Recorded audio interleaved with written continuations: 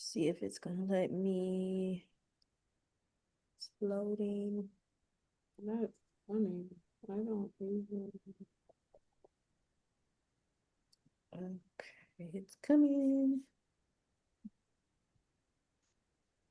See if it's gonna let me. It's loading. That's funny. I don't even. You want me to hit record here? Yeah, but I was trying to see, was it gonna go live? Let's see, what is it doing? Is it still loading? Loading. It usually pops up in the corner, but I don't see it. I see mine in the corner. You want me to hit the content of this meeting is being. Yeah, but I was trying to see, was it gonna go live? Let's see, what is it doing? Is it still loading? Okay. Loading. It usually pops up in the corner, but I don't see it. I see mine in the corner. You want me to hit the content of this meeting is being. Yeah, but I was trying to see, was it gonna go live? Let's see, what is it doing? Is it Because we got back, the it's a delay. loading? Yeah, I see now because it started repeating everything I was saying. So I guess we're live. Okay, so let me admit all the it's coming. See if it's gonna let me. Loading. Hi, everybody. Thank you so much for joining us today. We will begin shortly. Yeah, but I was trying to see, was it gonna go live?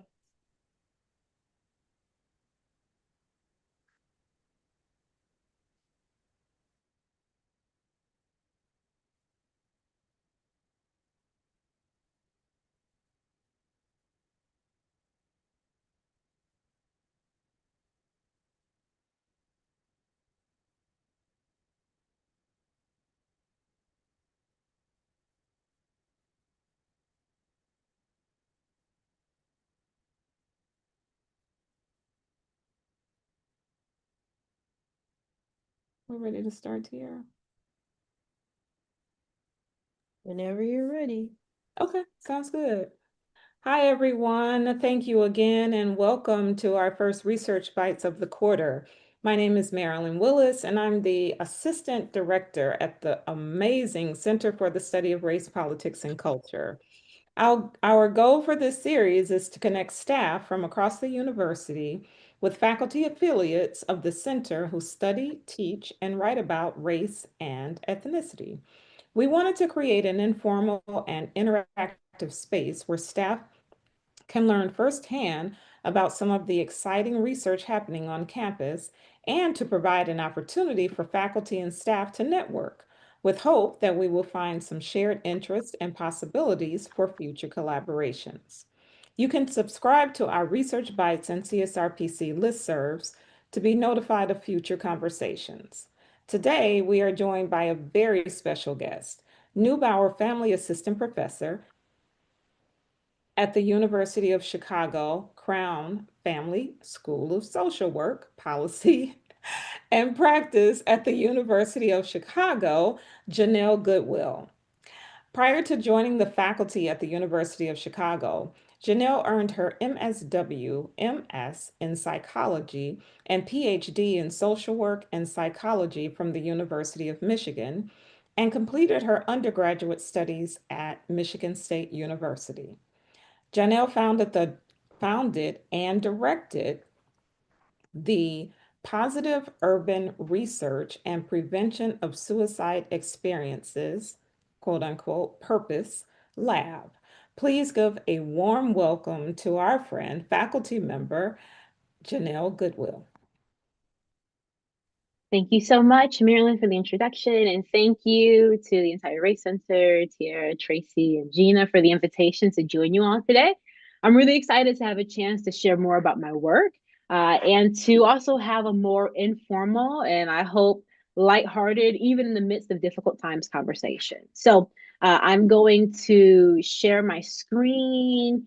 Can folks let me know if they see the slides? Okay, thank you, thank you, thank you. So Today I'm going to be sharing some insights from my work that really focuses on suicide prevention and positive psychology in Black Americans. And I already know I have too many slides for the time, so I will try to get through them as quickly as I can because I'd love for us to be able to have a generative conversation about thinking about really suicide prevention and even positive psychology research in the context of Chicago. So before I dive into the content, I do want to just share a warning that I will be discussing sensitive information related to suicide prevention and mental health concerns. And I know that Chicago is not the place for trigger warnings and things like that, but my work really necessitates it. I feel like over the years, whether I have been speaking to a group of 100 people or even 10 people, there is someone in the room who has some sort of personal connection to these topics. And I certainly want to be sensitive to that. So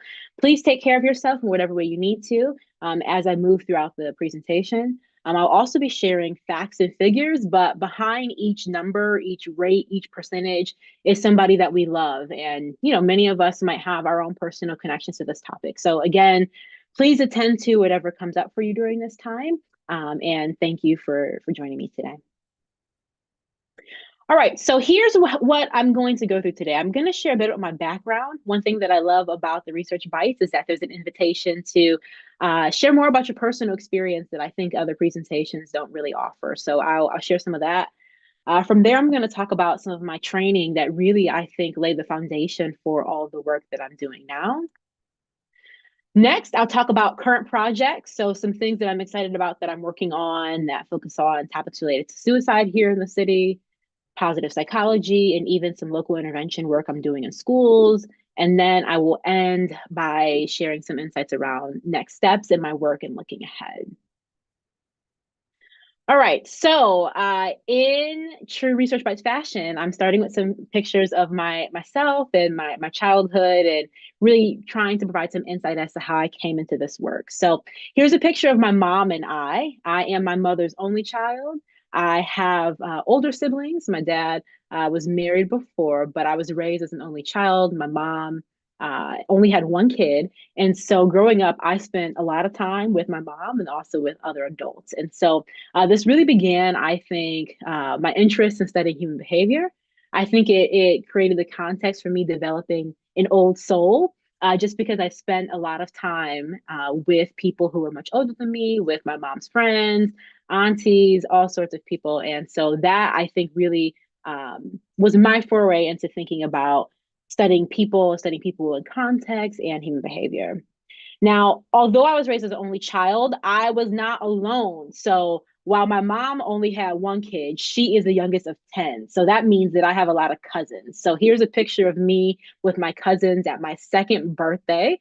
So I'm from Michigan, grew up right outside Detroit, and my mom is from Saginaw, Michigan. So Saginaw, for people who might be familiar with Michigan, it's about maybe 20, 30 minutes north of Flint, Michigan. So every holiday, birthday, all those sorts of things, I was in Saginaw with my cousins. So here you can see me. This is me in the middle with my little beads and my older cousins. So again, even though I was raised as the only child, I spent a lot of time with my older cousins who really nurtured me and really created context for me to learn about interpersonal dynamics and relationship building and familial connection.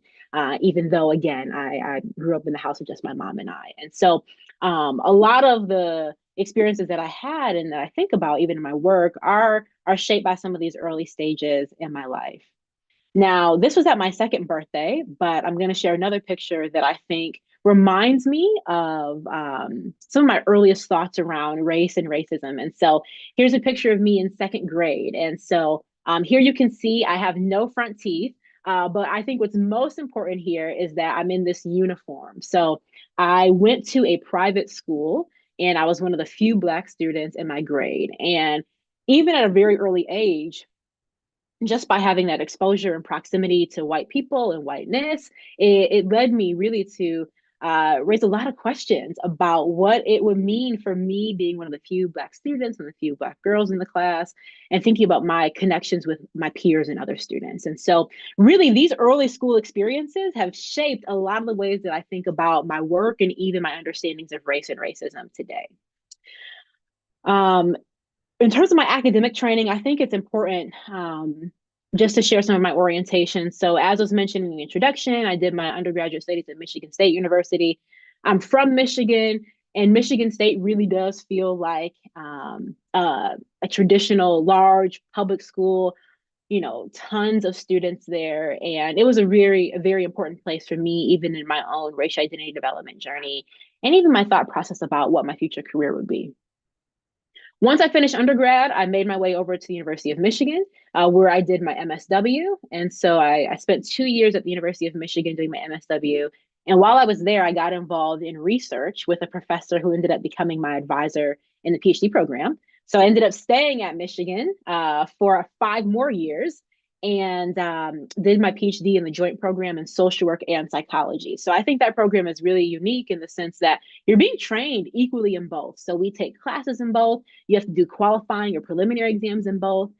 You have advisors in both departments, but you just write one dissertation that fulfills the requirements for the fields. So my area of study in psychology is personality and social context. So you can think about that as maybe a blend between community psychology and social psychology.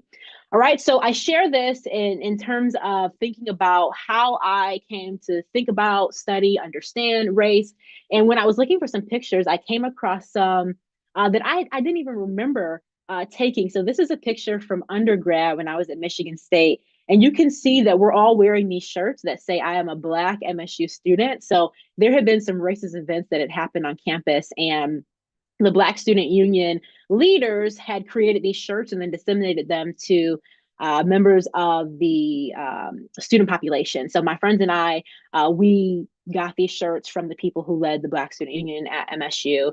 And that was a space where I think not just myself, but my peers and colleagues, we were really grappling with aspects of our racial identity development and also thinking really critically about how we were understanding race during this particular developmental stage, even in thinking about the classes we took or the professors that we wanted to work with. All these things were really sort of culminating for us during this emerging adulthood phase. Once I finished my time at MSU, I went over to Ann Arbor, and my PhD program experience was transformative. I know that that's not everyone's case, and I wish that it was, but I really loved my PhD program experience. I think a large part of it was because I was being trained in community. So here are some pictures from my research teams, research labs. My advisors, they mentored a ton of people, so they created teams of students that would work together. So here we are. This is over in psychology, where you're training a group of Black PhD students to be psychologists, and I think to do work that really centers the experiences of Black Americans. And so this is over in psychology, but my social work training also, we did a lot of data collection and community-based intervention. So this is the team over in social work, and my advisor is centered here. I'll talk about my advisors in just a minute, but when I think about my PhD program experience, I think about community, I think about collective work, and I think about really just the beauty of research and how it can be used to advance the topics we care about. So this is more times we're doing data collection in our team t-shirts. And so when I think about who I am as a scholar, I would be remiss if I did not name my advisors. And so my advisor in social work is Dr. Daphne Watkins, and my advisor in psychology was Dr. Jackie Matisse. I have gleaned and continue to glean so much from both of them. They have been just absolutely amazing mentors to me and have shaped so much of my thinking. So Dr. Watkins, her work really focuses a lot on Black men's mental health, mixed methods research, or even interventions. So the intervention work I do now, I learned from working on her project for like 6-7 years. And Dr. Matisse, her work really focuses on topics related to goodness in Black communities, or even studying urbanicity, or even altruism and Black positive psychology and religion. So together, these two have they were the chairs of my committee and really have shaped so much of the work that I'm trying to do in Chicago now. All right, so I joined the faculty here in 2020. And so that was not a great time to be new anywhere. It was very difficult to try to get acclimated. That first year, we were all virtual, so I didn't even come into my office. And it was very difficult, I think, to it was difficult to get connected. I was coming from Ann Arbor, where I was coming from, I think, a very safe and loving community. Like, I felt very loved by my advisors and in my PhD program. And so it was challenging to go to a space where you're now isolated in the middle of a pandemic. And so that has really been the backdrop of trying to get my community engaged resource off the ground. I use quantitative, qualitative, and mixed methods research. And like I had mentioned, I served as a project manager for a long time on this research study that focused on masculinity amongst Black men, led by Dr. Watkins. My current work is really thinking about the role of suicide prevention and context. So not just doing interventions generally, but really thinking about what does a suicide prevention intervention look like here in Chicago. Currently focusing on developing a culturally adapted intervention for Black middle school students here in the city. And I also am doing a lot of work in positive psychology, where I'm measuring outcomes very intentionally, like gratitude in Black samples, or hope, or joy, and meaning in life. So much of the work does not focus on positive measures and outcomes, so I'm trying to take that up in my scholarship. I lead the Purpose Lab. It's an acronym, and it took me too long to come up with that, but it stands for the Positive Urban Research and Prevention of Suicide Experiences Lab. And I'll share more about this in the end, but this is our homepage. If you want to check it out, I have a website link at the very end of the presentation. But I'm really motivated and excited about the work that we're doing, and consider it a real privilege to be able to lead this work here at the University of Chicago. All right, I'm going to share insights from really my understanding and thinking about suicide in the city. So when I came and did my job talk back in maybe, I don't know, January, February of 2020, I shared information from my dissertation. And my dissertation focused on suicide in Black young adults.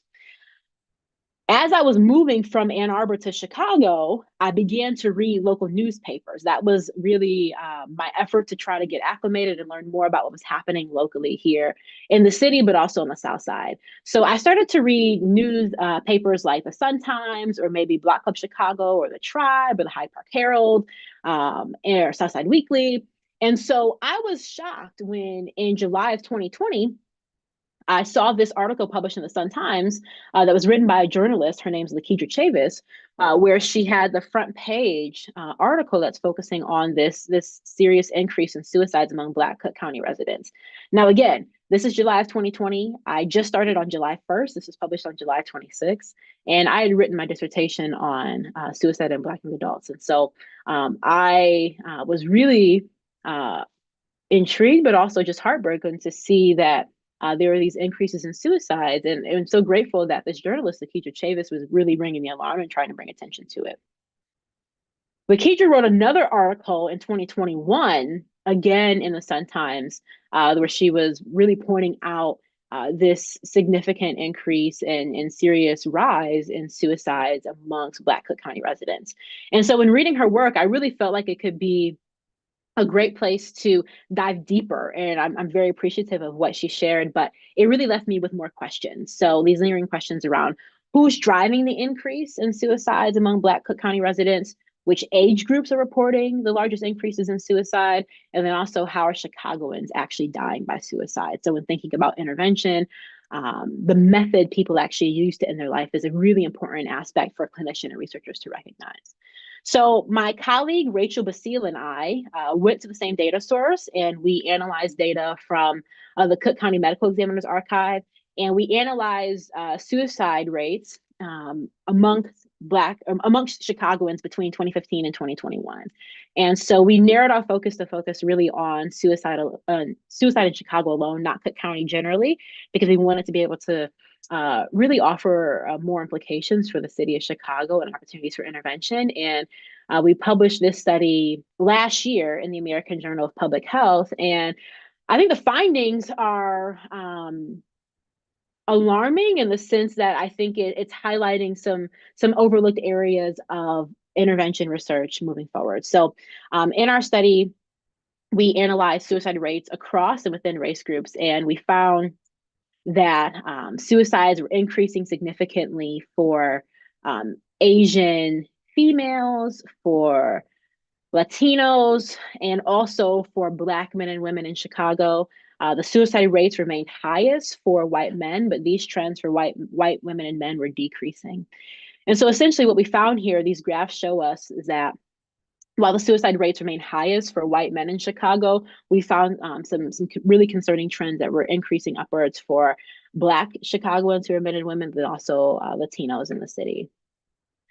Descriptively, we were also concerned in looking at differences across race and ethnicity when looking at age groups. And so I just want to orient you to this figure by pointing you to the distribution of colors here. So the peach color represents people who are 65 and older, whereas the fuchsia color represents people who are under age 20.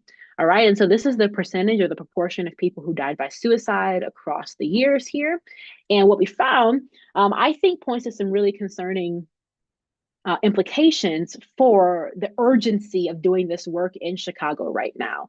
So when looking to see which groups have the greatest proportion of suicides amongst those ages 20 and under, we see that this fuchsia color, there are more people, a greater proportion of people who identify as Black or Latinx who are dying by suicide before age 20 relative to other groups, right? So we can see that by just the amount of people who have this fuchsia color here. I think it's also important to note that when we were looking at the findings, we saw that Black girls and young women under age 20 reported the largest increase in suicides across all groups, okay? Descriptively, we also found that the youngest person to die by suicide in Chicago was an 8-year-old Black boy. And so I just want to sit with that for a minute. You know, this is a time where it's not just numbers on the screen, but really thinking about what it means for a child, an 8-year-old, to get to the point where they feel like things would be better if they were no longer living. These are the sorts of findings and conversations that don't get a lot of media or news attention, but that are impacting Black children and Black families all across the city. When we look at the age distribution for people who are older, we see that white and Asian Chicagoans are more likely to die by suicide when they are in that middle to late stage of life. So ages 45 to 64 or those 65 and older. So altogether, what our findings show is that Black and Latino Chicagoans are dying by suicide earlier, before age 20, whereas white and Asian Chicagoans are dying by suicide later in life. All right. So while people across all race groups and ethnic groups are dying by suicide, it's really important for researchers to consider when and where people are dying by suicide. So perhaps people who are doing work with white and Asian adults might consider workplace interventions. Maybe white and Asian adults are facing stressors related to retirement or limited mobility or health challenges in those later stages of life. Whereas Black and Latino Chicagoans, it could be really important for us to intervene in schools or community organizations that are serving families, really trying to begin that intervention early. Now, it's also important for us to think about the method people are using to end their life. And so we found here that when looking at the method, we looked at firearms. So the percentage of people who are dying by suicide using a gun, we see some concerning outcomes as well. So when looking at this amongst Asian Chicagoans, we did not see any statistically significant differences for males and females. When we're looking at the experiences of Latinx Chicagoans, we see that males are more likely to use a gun when compared to females. White Chicagoans, a similar trend, where again, males are more likely to use guns when compared to white females. And then when we look at Black Chicagoans, we see that more than 55% of the Black men who died by suicide in Chicago between 2015 and 2021 did so using a gun, okay? This is really important when thinking about opportunities for intervention. In my work, I feel like one of the main things I'm trying to communicate from this study is that suicide is really an understudied and overlooked form of gun violence in Chicago. When President Trump and other people are talking about gun violence in Chicago, they're really overlooking the fact that Black men are turning the guns on themselves and using guns to end their own lives in ways that I think point to a critical need for urgent intervention. I also want to point out that Black women were using guns more than other groups as well. All right. And so with these data, there certainly are limitations. The Cook County Medical Examiner's Archive does not report information on gender identity. So I'm not sure around and don't have information on people who do not identify as male or female. Similarly, their categorization of race groups is very narrow. So I don't have information on people who might identify as multiracial, or even Native Americans have some of the highest suicide rates across the country, but we didn't see those sort of race or ethnic group categorizations identified in the data set. So while this is the first step, there's still many more areas of intervention and places we need to go in our work moving forward.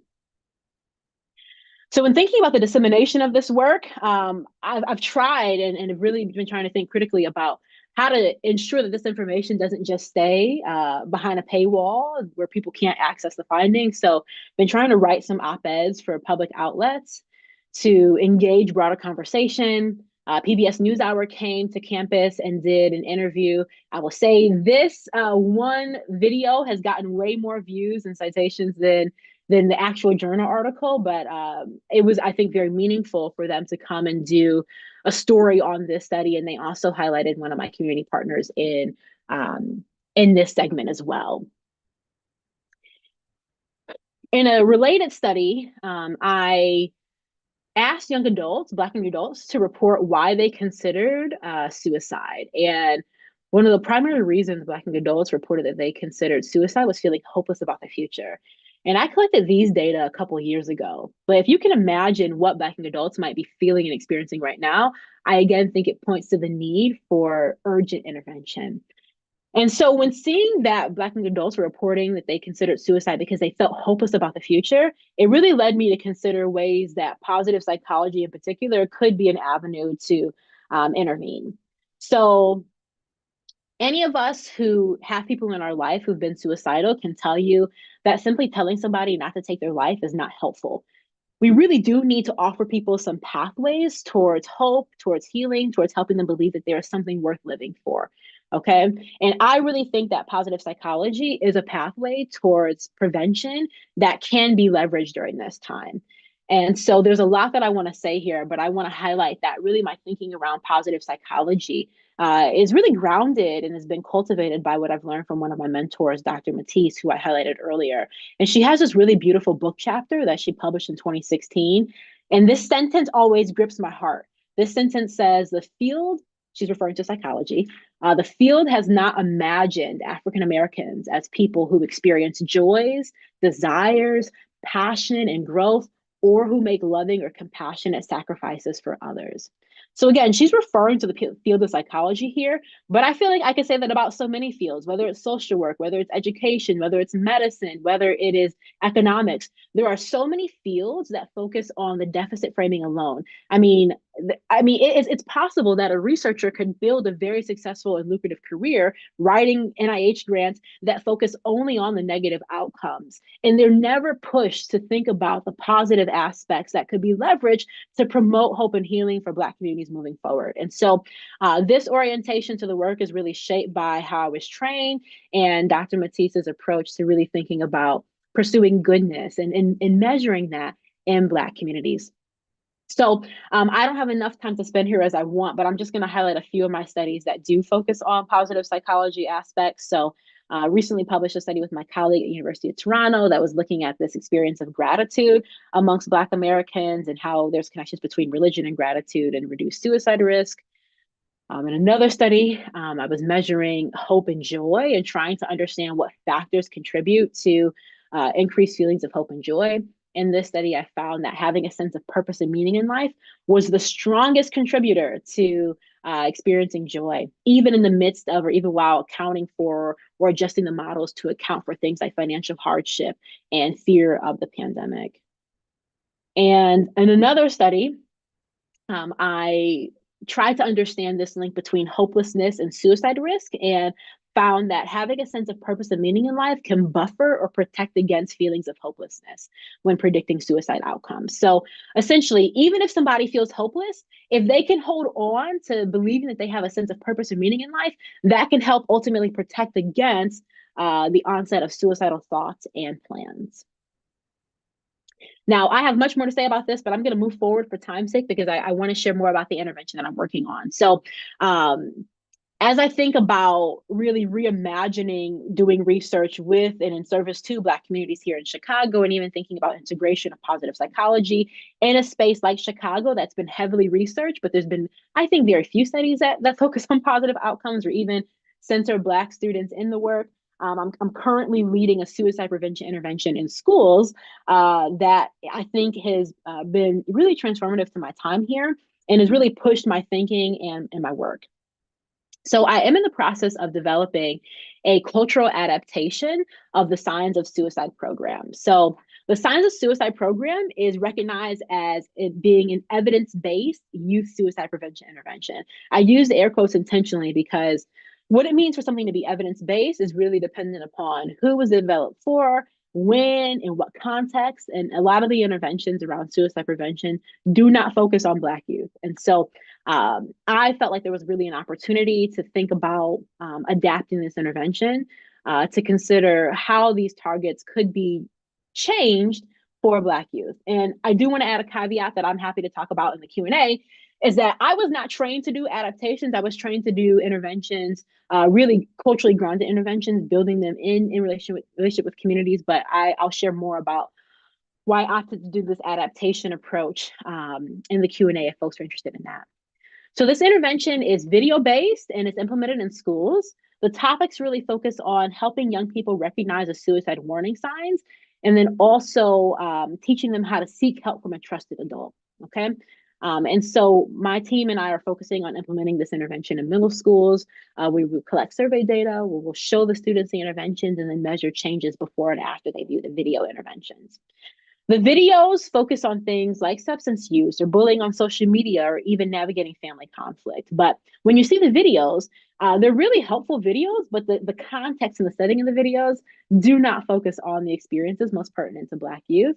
And also the videos include a pretty racially diverse cast. And so I was interested in seeing what happens if we change these videos to include an all Black cast of actors and to focus on topics that Black youth say are important.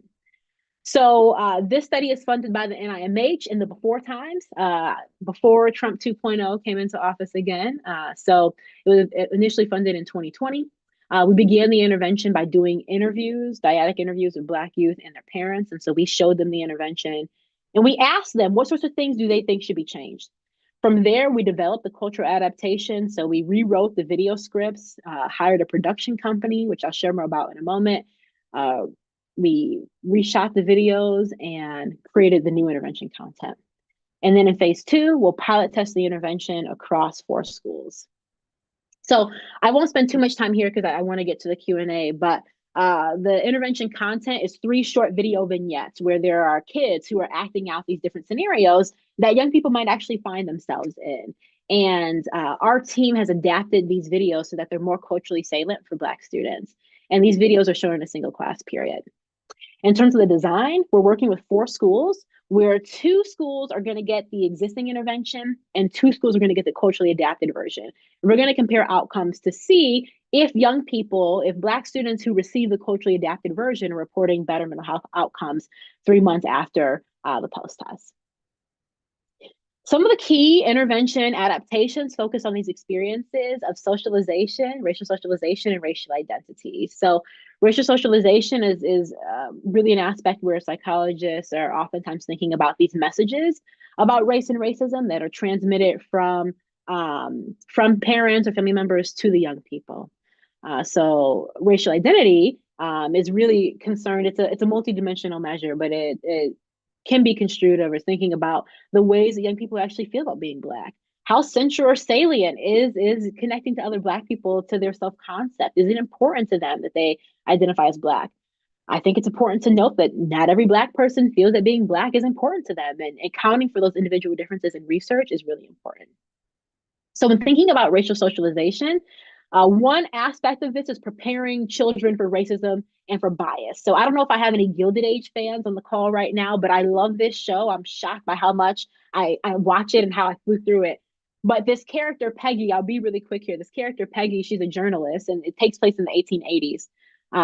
And she's a journalist and she's preparing to go and write a story at Tuskegee about the work that Booker T. Washington and others are doing there. And so she is getting ready to go down to Alabama, but she's from Brooklyn. She's never been south of the Mason-Dixon line. And so her mom, who's played by Audra McDonald, her mom has to really sit her down with tears in her eyes and tell her, when you go down south, don't look white people in the eye. Don't sit next to them. Don't stand next. Don't do these things because they will harm you.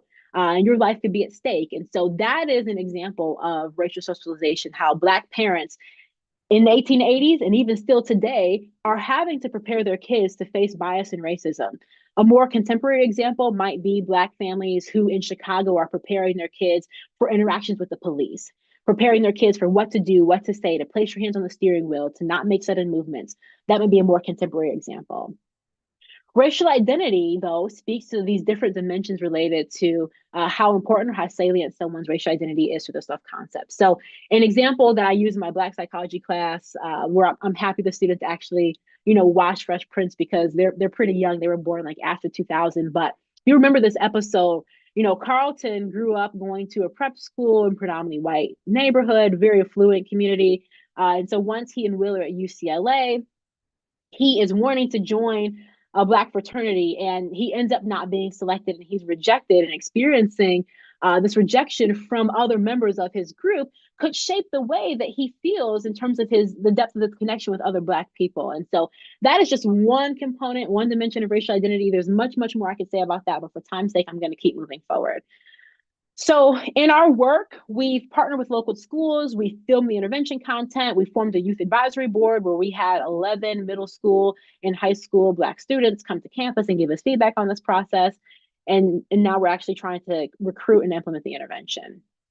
This work was done in collaboration with a Black film production company led by Rodney Lucas. Rodney is from Chicago, though he's Brooklyn based now. This is his website. Happy to make connections with folks who might be interested in film production.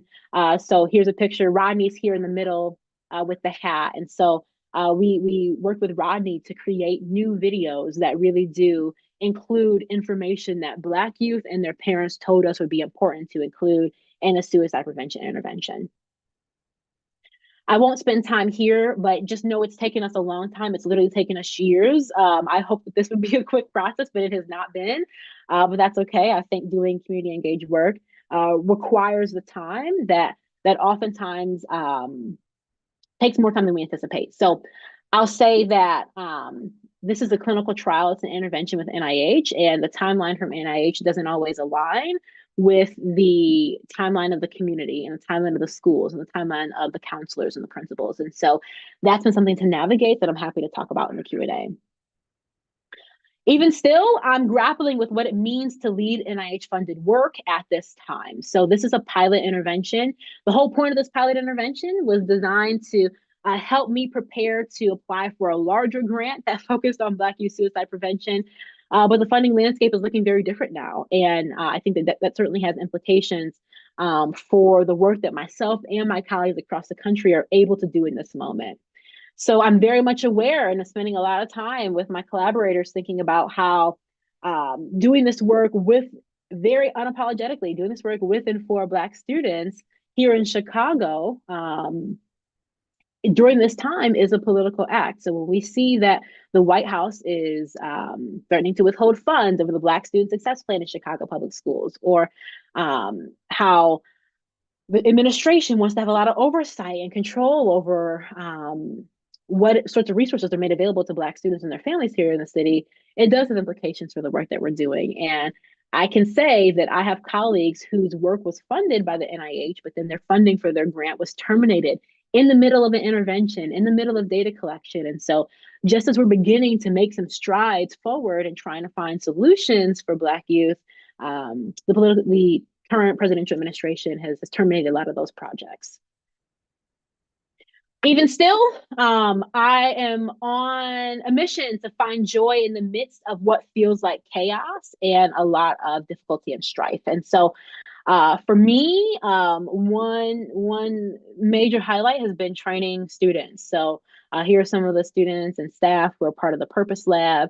When we're able to go out maybe to the Black Zone Library or go partner with our schools, it's really meaningful. The schools have received us so beautifully. And it's been really meaningful to form those relationships with our school partners.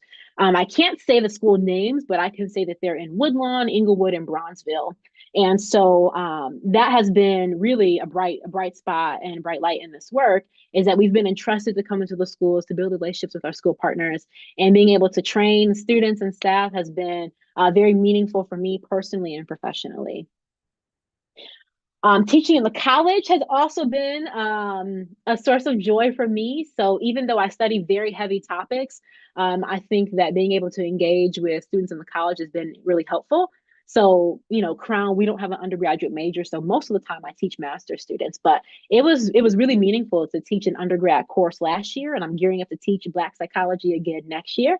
I loved it. I loved it. Some of the topics that we cover in my Black psychology class include things like racial identity or colorism or code switching or being accused of acting white, or even thinking about Black students' experiences on this campus, right? So what does it mean for me as an instructor when I walk around campus and see that nearly every security guard is Black, or that nearly every person working in service positions, whether it's at the Reynolds Club or at Pratt or at other, places across campus, are Black, and how there's what appears to be really a disproportionate amount of Black people, Black community members who are working in security positions relative to people who are faculty and staff in Wayne University. And so thinking about how that's shaping students' experiences across campus has been really meaningful as well.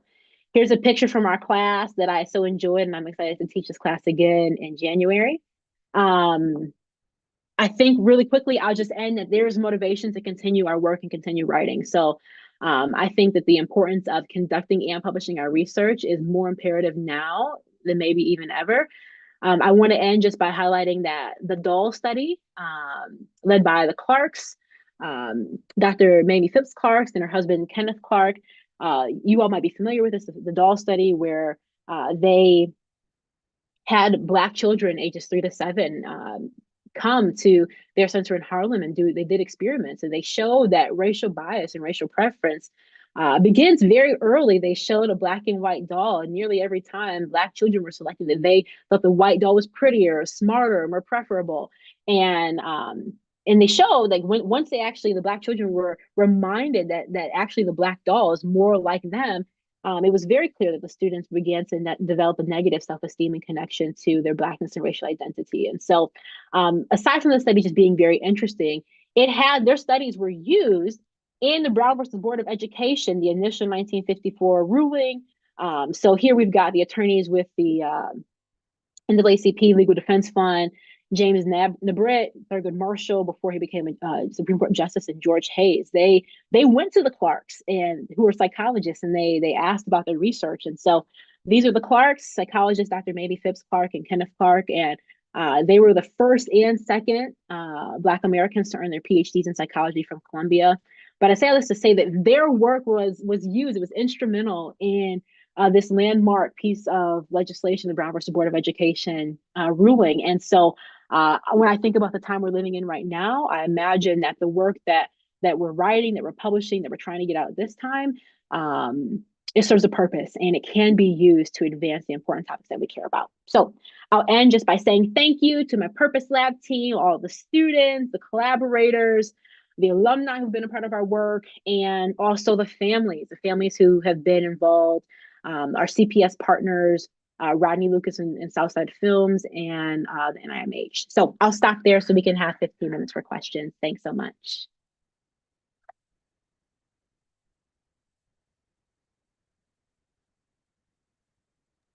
People can feel free to come off mute or to drop questions in the chat.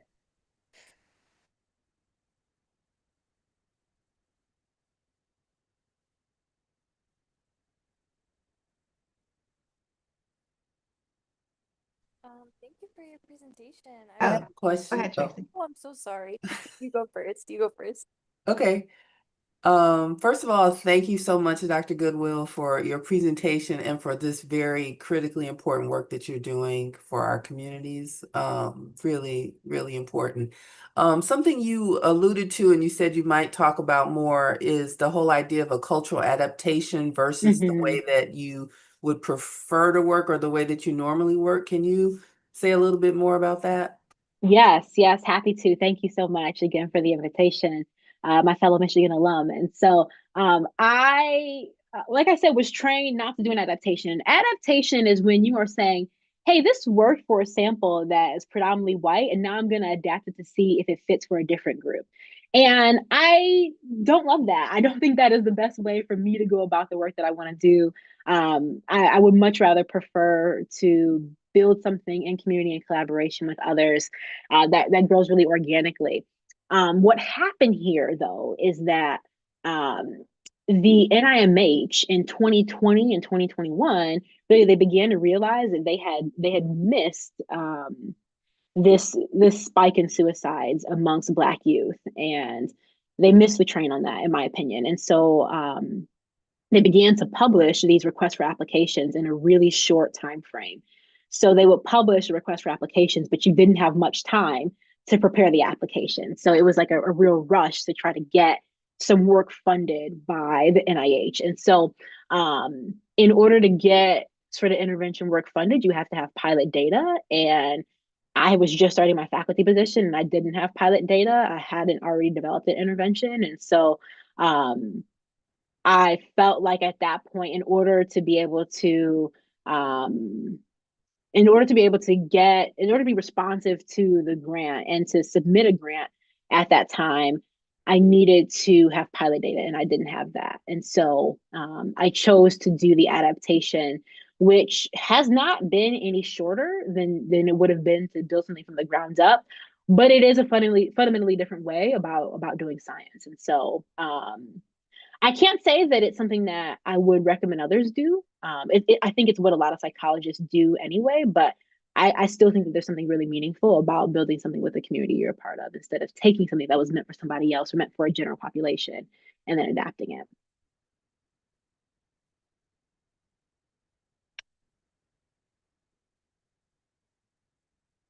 Were there other questions? Yes. Oh, sorry. I see you raising your hand. My bad. No, I forgot that you unmuted. Go ahead. I will go Okay. after you. Thank you. Yeah, I really enjoyed your presentation, and one thing that jumped out to me, of course, is like the age of like the youngest person to commit suicide Mm-hmm. in Chicago, and I was just wondering, like, through your work, if you realized, like, I'm just wondering what the biggest misconception we have as adults is about like youth who and their understanding of suicide.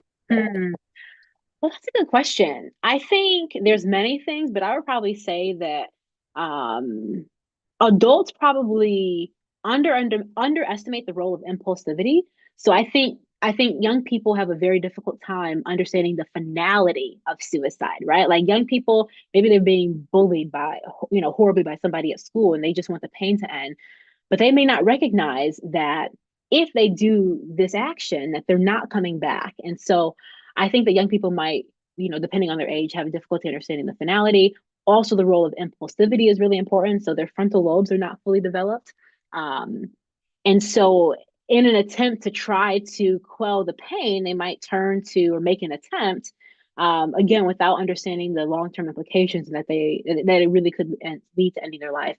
I think also, like when I go into schools and talk with parents, I think it's hard for parents to accept that their kids would even have access to the means to ending their life. And so this is where a lot of schools during COVID were like monitoring what young students were like searching online when they, had their tablets and stuff at home. And it's unfortunate. It's really concerning that like it is not hard for a young person to figure out different methods they could use to end their life just by searching on the internet. And so I think that those three things together, like it's really called the capability of suicide. Like if someone has access to the means, whether it's a gun or something else, it just increases the chances exponentially that they're going to die by suicide. And so I think that those three things together can lead parents to maybe overlook or maybe to not recognize like the real risks that are facing their kids right now. Thank you. That was so interesting. And that makes so much sense. Thank you. Hi. Hi, Hey. thank you, Janelle. Hello. Hi. Great, wonderful presentation. I missed the I mean I jumped on late, so I'm sorry if you've already kind of discussed That's this, okay. but what this is a very heavy topic, Yeah. obviously. What do you do to, kind of take care of yourself or kind of like train your students, as they're kind of engaging with the material, even talking to people about it to kind of, I don't know, kind of help regulate their emotions and kind of taking on all of that as they're Mhm. studying that. That's one of my questions.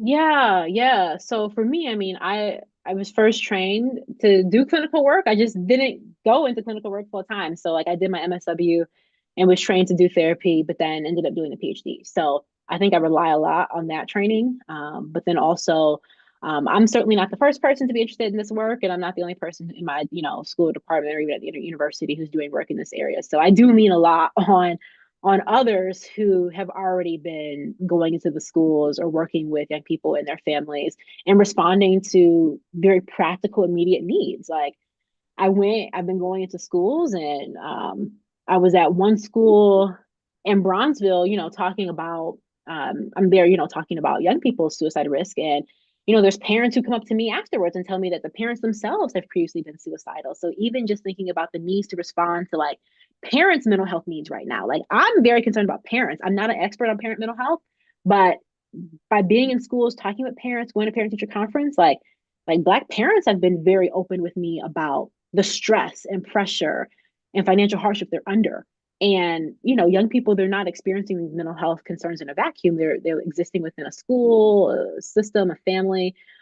So leaning on others has been, I think, probably one of the most critical aspects of this work, knowing that I'm not by myself, and that I don't have all the answers, but that like collectively we've been able to work with our community partners and maybe being able to offer referrals to families. I will say the intervention itself is universal. So we are not working with young people who might be at imminent risk for suicide. I think that's a different level of intervention that might be like maybe in a psychiatric ER department.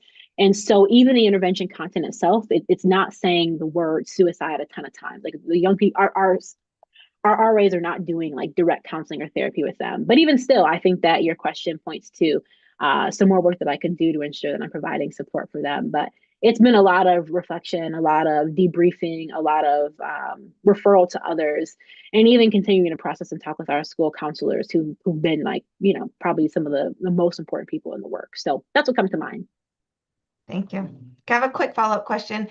Thinking about funding, have you found other like organizations or foundations that are funding this work? Now that you have to really think about it this year. Yeah, there are. I mean, I think that the American Foundation for Suicide Prevention is a place where people are going. I think even the Templeton Foundation is a place that people are going. But I'm also sitting with like what I'm wrestling with what is the best funder and what's my capacity, we've talked, you helped me, Dr. Tan. So I think just what it takes to get the grant out is very, very difficult. The administrative burden is a lot. So I'm navigating that on top of also wanting to be responsive and like pay staff and offer benefits and health insurance. But I think right now I'm really trying to be thoughtful around what the best next step is because yeah, I'm worried about just yeah, I think in other spaces, like maybe grants could be like a vanity metric, where it's like you just do it to do it, or like, it's attractive because, the school likes, university likes the 64% indirect costs for NIH grant. But I think I'm reconsidering who might be the best funder for this work because for me the pressure around the clinical trial work from NIH and the oversight it just didn't align with the reality of doing work in schools where their timeline is not the NIH timeline, and so I have to do a lot of work. Long story short, I have to do a lot of work around like considering what I'm going to do moving forward, and I don't know. Thank you. Mhm. Are there other questions folks might have?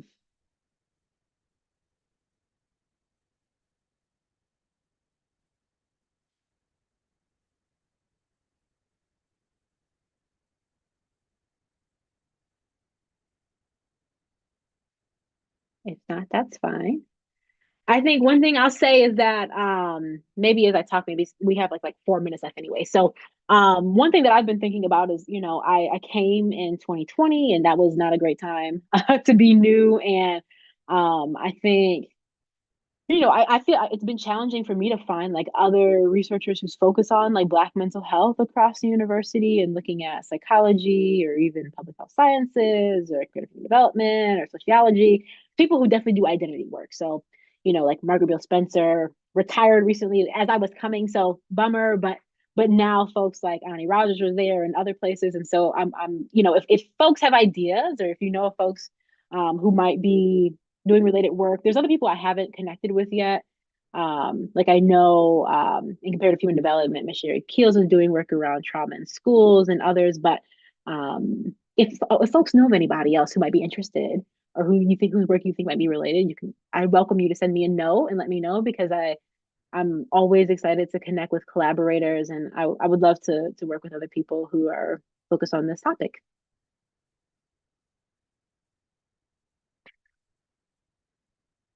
Okay. Any other questions folks might have? Just wanting you to drop the link you referenced earlier. Was it just going to be the link to the Purpose Lab website or was it for? Yes, it's just the lab website, so I can add that to the chat. And some of the team is here. So I see Kanashe, I see Diana, Ashley. Thank you all for joining. They make this work possible.